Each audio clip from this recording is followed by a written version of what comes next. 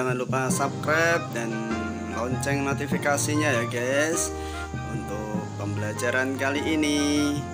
Assalamualaikum warahmatullahi wabarakatuh. Berjumpa lagi dengan saya dalam pelajaran PJOK ya, untuk pelajaran PJOK kali ini. Kali ini materi kita adalah materi renang.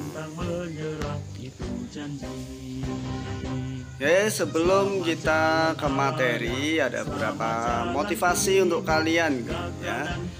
Pertama, jangan takut untuk melakukan aktivitas air atau berenang, karena pada dasarnya manusia mampu untuk berenang.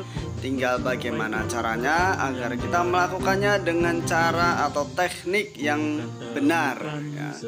Bahkan bayi pada usia sekitar 4 bulan telah punya refleks menyelam, mampu menahan nafas dan tidak menelan air saat berada di dalam air.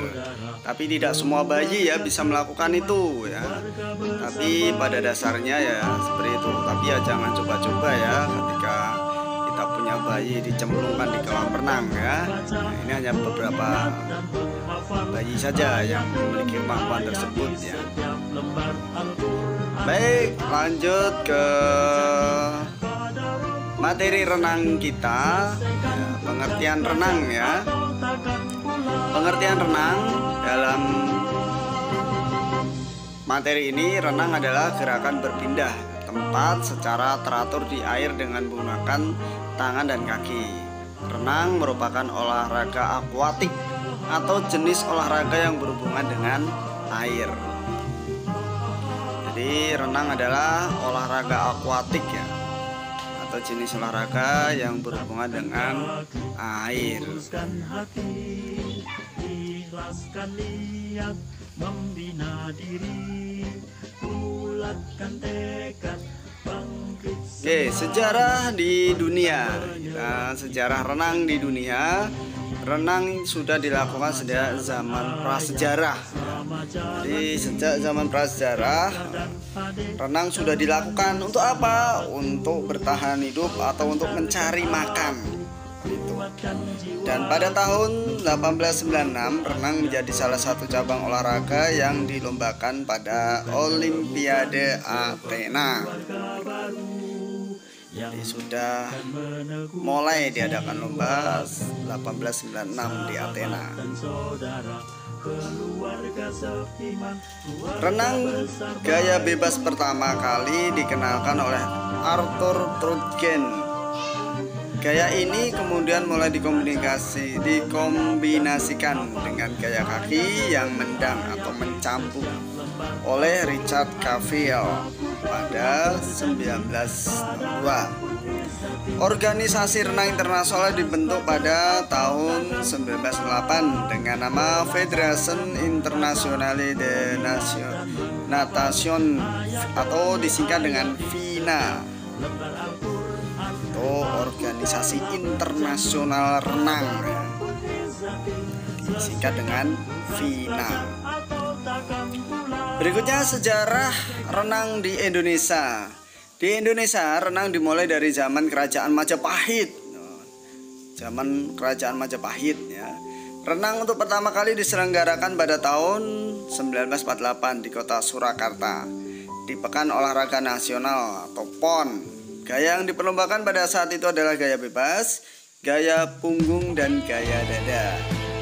Ini pada saat PON pertama kali di Surakarta, Solo. Organisasi renang di Indonesia adalah PRSI, Persatuan Renang Seluruh Indonesia, berdiri pada tanggal 21 Maret 1951 di Jakarta, dengan ketua umum pertamanya adalah Profesor Dr. Poerwosoedarmo. PRSI, Persatuan Renang Seluruh Indonesia. Gaya renang.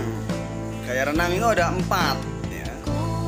Gaya-gaya renang yang dilombakan ya. Renang perlombaan adalah yang pertama gaya bebas, freestyle swimming, yang dilombakan ya. Sebenarnya ada banyak sekali gaya-gaya dalam renang. Sampai yang dilombakan ini ada 4, ya, gaya bebas, freestyle swimming, gaya dada, breaststroke, gaya punggung, backstroke, dan gaya kupu-kupu, butterfly stroke. Lihat gayanya ya. Sudah bisa melakukan seperti ini? Silahkan dicoba, harus dengan latihan. Perlengkapan dalam renang. Manusia dapat berenang tanpa perlengkapan dalam kondisi apapun ya. Sebenarnya kita semua bisa berenang tanpa perlengkapan. Namun berenang yang ditujukan untuk olahraga membutuhkan pakaian dan perlengkapan khusus untuk membantu memudahkan pergerakan dalam air. Secara umum, perlengkapan renang ditujukan untuk memudahkan berenang dan menghindari risiko yang timbul akibat berenang. Oke, perlengkapan renang. Pertama, pakaian renang. Biasa terbuat dari karet yang mengikuti bentuk tubuh untuk menghindari masuknya udara di dalam pakaian. Sekarang juga sudah ada pakaian renang muslim ya, harus menutup aurat. Kacamata renang berfungsi untuk mencegah iritasi pada mata dan mengurangi gangguan pada saat berenang. Kalau nggak pakai kacamata ya renangnya merem ya. Tapi kalau matanya sehat sambil melek nggak apa-apa. Tapi nanti lama-lama matanya merah, bisa sakit mata.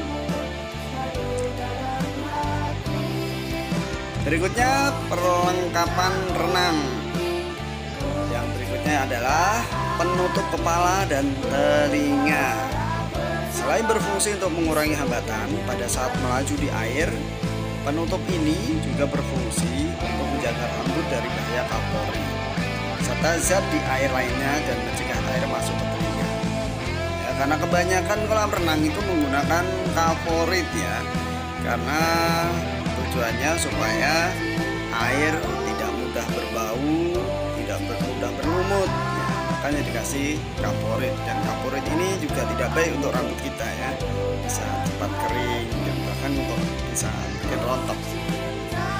Perlengkapan berikutnya ada fin atau kaki katak, berfungsi untuk memaksimalkan hasil dorongan lanjutan kaki saat latihan berenang. Fin terdapat 2 jenis, yaitu fin untuk berenang dan fin untuk menyelam. Fin ini untuk hentakan kaki ya supaya maksimal. Fin untuk berenang ya agak kecil ya, tapi fin untuk menyelam itu agak lebar panjang. Tadi fin ya. Sekarang manfaatnya berenang ya, manfaat berenang. Intinya manfaat olahraga itu adalah untuk kesehatan ya. Pertama, melatih seluruh tubuh, karena ketika kita berenang semua tubuh kita bergerak. Tangan kita bergerak, kaki kita bergerak. Jadi seluruh tubuh kita bisa terlatih. Meningkatkan kemampuan jantung dan paru-paru, karena memang pernapasan ini adalah hal yang paling utama dalam berenang ya.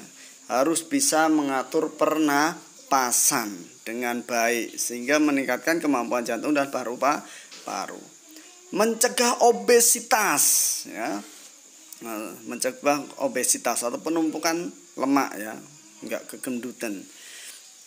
Mentalitas atau kepercayaan diri, koordinasi dan keseimbangan tubuh, dan banyak manfaat lainnya lagi ya, agar kita sehat intinya ya. Hal yang harus diperhatikan dalam berenang yaitu gunakan perlengkapan renang, amati kebersihan dan kedalaman air ya. Nggak bisa berenang di tempat yang dalam ya, tenggelam nanti. Nah, perhatikan cuaca, terutama kalau berenangnya di kali ya, nggak di kolam renang. Nanti hujan, kebanjiran, bawa arus, nah bahaya. Lakukan pemanasan sebelum berenang ya, supaya tidak terjadi kram perut atau yang lainnya, cedera otot dan sebagainya. Jangan berenang dalam keadaan perut kosong, karena nanti cepat capek.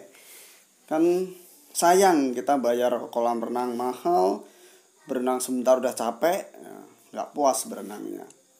Bila belum menguasai teknik berenang, gunakan perlengkapan yang dibutuhkan seperti ban, pelampung. Ya, setelahnya mandi air yang ada pancurannya, yang air mengalir ya, untuk membersihkan ya sisa-sisa kaporit. Oke, kita lanjutkan berikutnya, resiko dalam berenang. Terdapat berbagai resiko saat berenang berada di air, baik sengaja ataupun tidak disengaja. Kecelakaan di air atau di kolam renang dapat menyebabkan cedera hingga kematian akibat tenggelam, ya, terbentur, terpeleset dan sebagainya. Berenang di air kotor dapat menyebabkan penyakit kulit dan iritasi pada mata. Bermain-main secara tidak wajar di kolam renang bisa membahayakan diri sendiri dan orang lain. Itu resiko terutama dalam berenang yaitu tenggelam, ya, maka hati-hati, ya, dalam berenang. Oke, demikian materi renang pada hari ini. Semoga mudah dipahami agar bisa bermanfaat. Semoga sehat selalu. Maaf atas kekurangan. Semoga bermanfaat. Assalamualaikum warahmatullahi wabarakatuh.